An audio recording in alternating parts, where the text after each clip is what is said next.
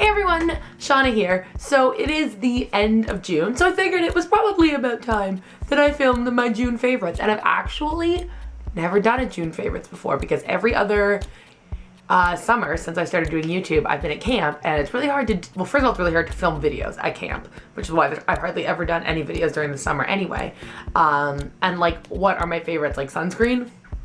I don't really use that much of anything, and I don't really buy new things when I'm at camp. So I've never done June favorites before, but figure that a favorite is a favorite is a favorite no matter which month. So I'm here with my June favorites, and let's get started. So I've only got one makeup thing, and it is this little guy. This is the Mary Kay gel eyeliner in jet black, and it's just a liner, gel eyeliner like that. And I've had this actually for like a really long time. And what I tried to do earlier this month, like the end of May, beginning of June, was kind of do like my version of spring cleaning. So I just went through like a lot of the products that I had, because I have a lot of makeup and like a lot of skincare, a lot of like shower stuff, a lot of hair stuff, just a lot of everything. And things that I forget that I even own. So I just tried to like go through like bit by bit and find out what I even had. And I found this eyeliner, and I was like, I've never used this before. And like, it was a gift from my mom, and I was like, I should probably try it. And I tried it, and I was like, hey, I like this. And I'm horrible at it. I'm absolutely horrible at it, but I like it. I've always done, as far as eyeliner, I've always just like tight lined my eyes, like done my like upper inner rim or upper lash line and like my inner rim, whatever it's called. Anyway, and I don't usually put like eyeliner like on my eyelid. I don't know why, I've just never really done it. So it's been kind of an experiment with this. I still don't know how to do winged eyeliner. I haven't tried that yet. Mostly because on the days where I wear makeup, I'm rushing and I don't really have time to take it off and start over if I mess up. So I don't even really try anything. But yeah, I've been wearing this every time I've worn makeup this month. And I really like it. I'm glad I rediscovered it. The next thing I have, which is sort of makeup related, is a makeup brush. This is an eyebrow eyeliner brush, and I showed this in the haul video that I posted a couple weeks ago. And it's just, you know, it's an eyebrow. I use this part for my eyebrows. I use this, and then I use this. This part kind of hurts. I don't know what it is. I don't know if I'm doing it wrong. It hurts more, like kind of like scrapes against my skin a little bit more than the other eyebrow brush that I had. But like, not like it works. It makes my eyebrows into a shape so I can fill them in. Yeah, and I'm enjoying kind of throwing makeup brushes around apparently, and experimenting with my brows. Again, I glasses and bangs. I mean, you can't really see my brows, so it's okay if they look a little ridiculous, but I try.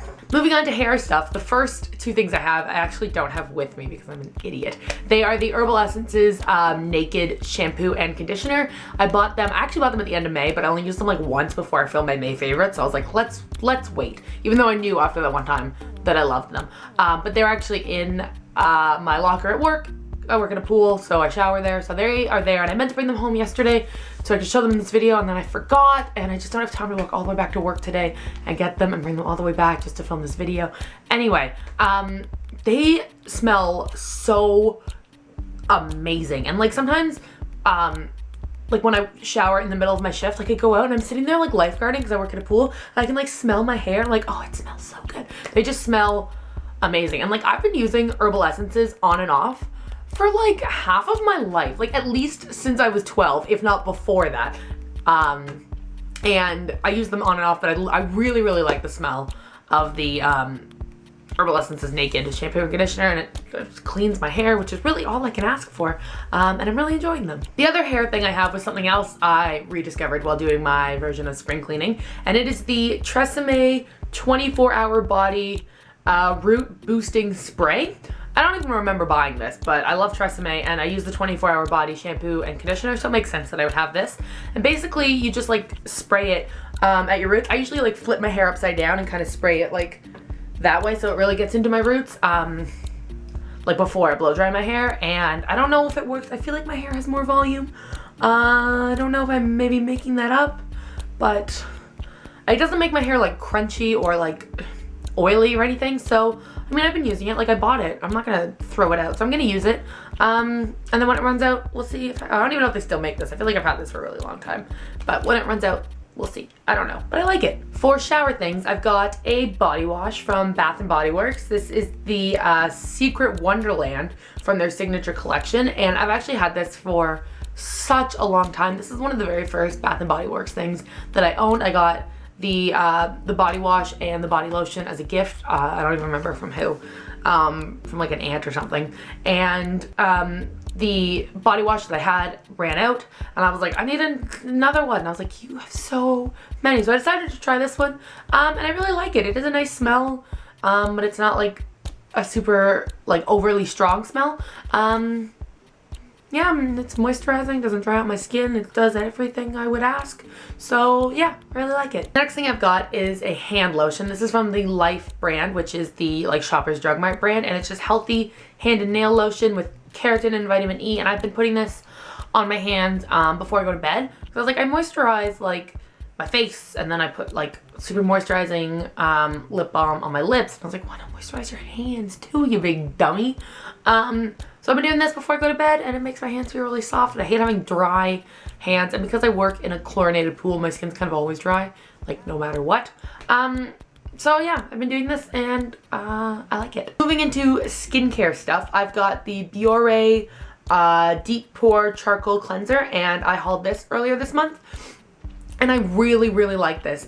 It makes my skin feel super clean, and like my skin almost like tingles after I use it. So I'm like, yeah, you clean. And yeah, I really like it. And it's, I was kind of hesitant about it at first because it's so dark. Like you see it in the bottle, like the bottle is clear. Like that's what color the cleanser is. So like it looks super dark in there, and then you like pump it into your hand, you're like, this is almost black. But once you like lather it up and get it all over your face, it's like a whitish gray color. Like it's not super dark, so it doesn't feel like it's making your skin dirtier. Because like I rub something this dark on my skin, I'm like, it's just getting dirtier, not cleaner. But it doesn't look like that when it's on your skin, and it, like I said, it tingles and my skin feels super clean. I like Biore. I'm getting into them.